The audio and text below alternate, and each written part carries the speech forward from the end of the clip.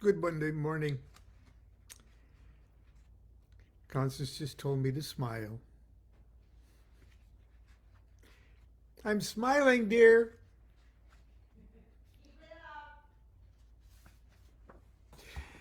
Welcome to part two of Never Share a Fiend with a Friend from my book, my old book that's been around for a long time 23 years of my life with the spirits. I was a young man uh, when I wrote it, and I wrote about events taking place when I was even younger. So as I'm reading through it, uh, I naturally feel that, well, if I was writing it today, it might sound a lot stodgier. But anyway, uh, we started the chapter yesterday, The Curse of Belial, or Never Share a Fiend with a Friend. And it was my trying to recount the events of a comedy of errors that was the co-evocation of the spirit Belial uh, to achieve uh, a bank loan for a publishing project of a man I was working with. Uh, anyway, I'll pick up with the paragraph that we left off with yesterday.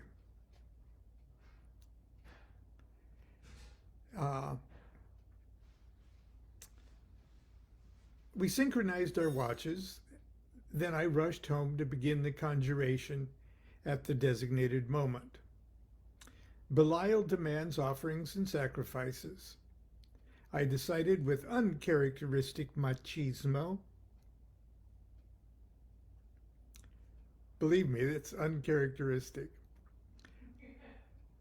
That I would initiate the proceedings by scratching the sigil of the demon on my arm with a compass point, then stamping the mark with my blood onto a round piece of parchment. It was a mess, okay? But it was what it was. I then placed it in the triangle to serve as the material basis for the spirit's manifestation. Keeping with the tradition that blood is a fresh, living blood, even in small amounts, is a powerful medium for the spirit to manifest. Crowley suggests an even better medium than blood, and a safer one and a more legal one is burning copious amounts of dittany of Crete. And for many years I would burn dittany. And in the spirit appears in the incense smoke of dittany of Crete. But I digress. My conjuration was accompanied by no strange occurrences whatsoever. Although I didn't actually see the spirit in the triangle, my inner senses all informed me loud and clear that Belial greedily accepted my sacrifice of blood and that the object of our operation would succeed. After giving the spirit his charge, I banished the temple and rushed back to Matt's house. I found Matt in his black bathrobe, sitting in his big easy chair. He seemed a little shaken. I performed the banishing ritual of the pentagram and hexagram and then asked him how it went. And he said, well, I'm not sure, but I think I'd like to take another shower. Don't sit in that chair.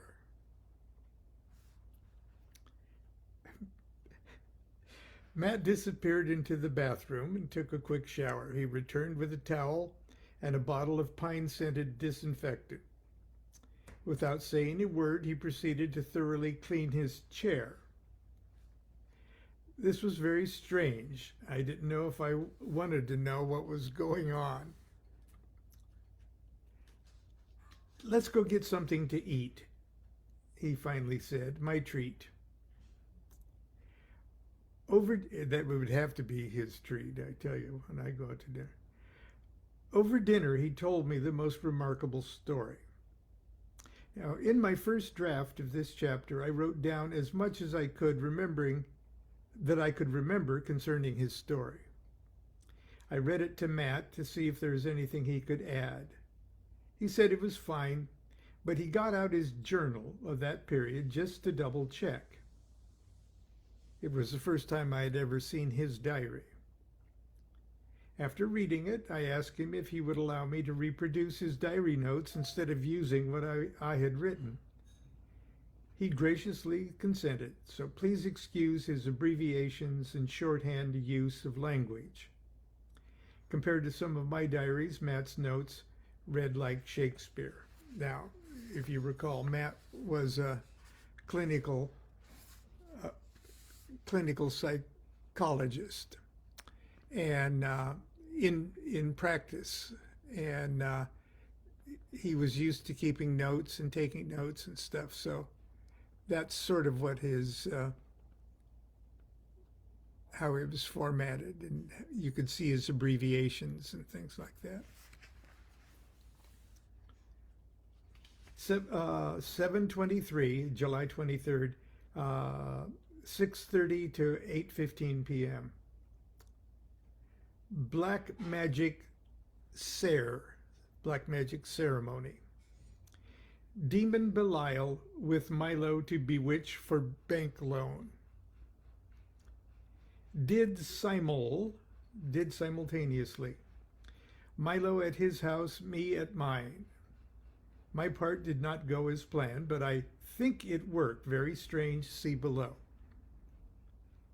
M. Okay, everything. Let me just read it, but there's just initials M for Milo and a triangle for the triangle and stuff. Milo strung a clothesline circle around my lazy boy. Inside a cardboard triangle, we put a letter signed by, and then he put the name of the bank officer from the bank. On the back, Milo drew magic symbol of Belial, and then he actually drew a reproduction of this signal in his diary. Milo also scratched same sign on 2 copper circles for us to wear around our necks. Milo vanished. Yeah. Instead of banished, he said, Milo vanished my house before he went home to do his thing. All I had to do was shower and feel holy. Shower and, quote, feel holy, unquote. And at 6:30, sit in my chair and repeat poem Milo made up. Belial, thou mighty king, accept now thou this offering, send forth your legions to secure the loan committee's signature. I to stay in chair until he returns back to vanish, my house again. Around 6:10, showered, and tried to read another poem Milo wrote for me to say. Got it wet, couldn't read it. Put on bathrobe and tried to put medallion around my neck. The chain got snagged on robe and broke. At 6:25, sat down in my chair and tried to relax. Too hot for bathrobe, took off. This was mid-July. Southern California, it could get very hot. Too hot for bathrobe, took off. Put medallion on chair between my legs. Sunlight coming in from partially open front door, uncomfortably bright in my eyes. Closed eyes and tried to remember the poem. Hard to say what happened next, B/C, because uh, so unlike anything that and that's, he tried to say ever, I fell asleep, and he underlined it. Sitting up in the chair with sun in my face. In dream, I saw myself reclined in a chair with K, and now K was the initials of his girlfriend's name at that time. His fiancée, I think, at the time even. I saw myself reclined in a chair with Kay naked and astride me like Tuesday night. It was so unlike her to make love in the daylight. Great sex and started to climax, but in back of my mind knew I was supposed to be doing something else. Note, first wet dream since starting my journals, nearly 6 years. I tried to wake up. I was laughing at the craziness of the whole thing, but I didn't know if I was laughing in the dream state or awake. The climax brought me fully conscious, confused / embarrassed. Chair wet with issue. Medallion covered. I'm not sure what Milo had in mind for my part of the ceremony. Clock read 6:45. Milo due back soon to vanish. Sick. I put on my robe and cleaned up the chair as much as can and waited inside the circle for him to return. Wasn't sure I was going to, but I told Milo pretty much everything that happened. He thought I was joking at first and said that nothing like that had ever happened to him. Told me it sounds like I got the good half of the demon. So that was the end of the quote from Matt's diary. I was a bit uncomfortable with the sexual component of Matt's experience, especially because it was not part of the original operation. It seemed uncomfortably like an act of spiritual vampirism. Still, I did not share my concerns with Matt because I did not want to throw a wet blanket, play on words sort of intended. I did not want to throw a wet blanket on his enthusiasm over his first magical operation. Furthermore, 3 days later, we learned that the loan committee had approved the loan and offered an additional 15% if Matt so requested. He so requested, and the project was on again. So let me look at the clock here. I think we'll continue for a little while. Now, if you recall earlier, remember the attorney that was responsible for helping Matt draft the application for the bank, had a colorful reputation. As a matter of fact, everything associated with this whole thing had sort of demonic overtones to it. Oh, and I talk about it. I need to point out that everything related to the project seemed to carry with it demonic, even dangerous baggage. This is not to say that things didn't go well. On the contrary, things seemingly went very well indeed. For example, we needed an artist. The book he was writing was a graphic, almost a comic book explanation and guide to this psychological card game or card tool. We needed an artist, a cartoonist who could translate Matt's text into storyboard cells. To retain such a talent for 6 to 10 month term could understandably be very expensive. We started our quest in Laguna Beach, talking to the owners of various studios. And at the time, Chuck Jones, the famous Bugs Bunny Warner Brothers cartoonist, even had his studio in Corona del Mar. As we expected, there was no shortage of talent, but none of it affordable. We ended the first day of our search empty-handed. We stopped at a local saloon, which is what we did a lot. We stopped at a local saloon, one of the most infernal in town, for a beer and sat down right next to our artist. He was old and bald and smoked cheap cigars. The beard around his mouth was stained ugly yellow from years of cigar smoke. He was obnoxiously drunk. The bartenders started talking about him as if he couldn't hear what he was saying. That old goat is Jack Barr.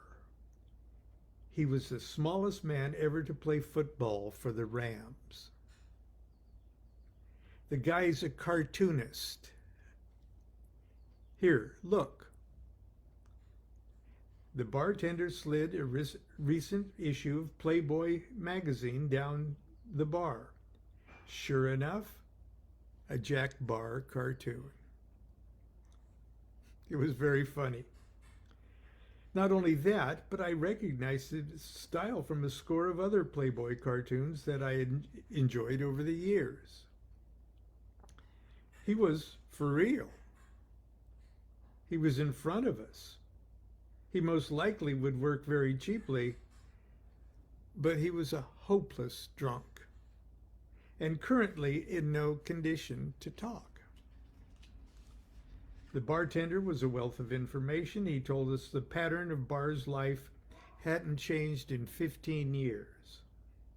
The alcohol in his blood dictated a strict schedule. Each morning, Saturdays and Sundays included, at 10 a.m., he arrived to open his favorite bar. He drank beer, smoked cigars, and ate lightly, mostly pickled eggs and burritos.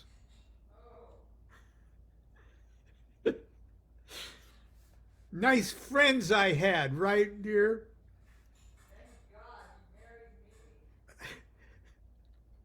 Mostly pickled eggs and burritos until, talk about spirits of the aethers. He'd eat the pickled eggs and burritos until 5 p.m. when he had to be home to feed his dog. He did what chores he could manage till around 8 p.m. Then he passed out. He woke every morning at 3 a.m., showered and drank black coffee while he drew in his studio. Drew wonderful things, terrible things, little things that he sent out regularly for publication, big things that covered his wall with monstrous specters from his tortured soul. Matt and I appeared at his home at 5:30 a.m. the next day and talked to him about the project. He was perfectly sober and enthusiastic about the project. We told him what we could pay and he accepted it without quibbling. Old Jack Barr served us well throughout the entire project, but in order for us to exploit his talent, Matt and I were obliged to radically adjust the schedule of our lives to accommodate the old man's nightmarish daily cycle. The three of us met daily at 6 a.m. to see the newest drawings and lay out plans for the next night's work. We had to carefully write out every detail of instructions because when Jack woke up at 3 a.m., he would be unable to remember the previous day's conversations. Old Jack Barr was just one of the demon helpers who labored for us on this venture. Each one executed his or her assigned task to our satisfaction, but each also brought with them some vice or infernal flaw that managed to extract from Matt and me some painful measure of personal concession. I'm not exaggerating when I say it was truly like working with a pack of demons. And I think that's where we'll stop for today. And if we're lucky, we can finish this up tomorrow.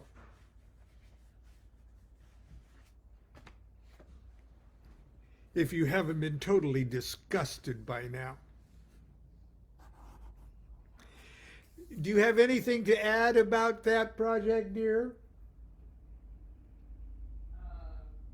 Besides my disapproval of pickled eggs. Your disapproval of what? Pickled eggs. Pickled eggs. But then, here, smell this. What are you doing? Just smell it. Don't spill it. Oh my God, ginger. Oh, wow. Homemade wasabi. Well, it's fresh grated horseradish and ginger and vinegar and coconut palm sugar and water and salt. I guess we're having homemade sushi this morning. Maybe. Breakfast. It's A not normal pickled Sacramento eggs. breakfast. It's not pickled eggs.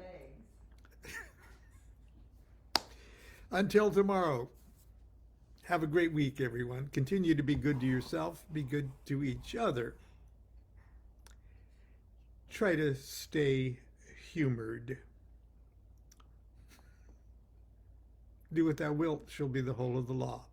Love is the law, love under will.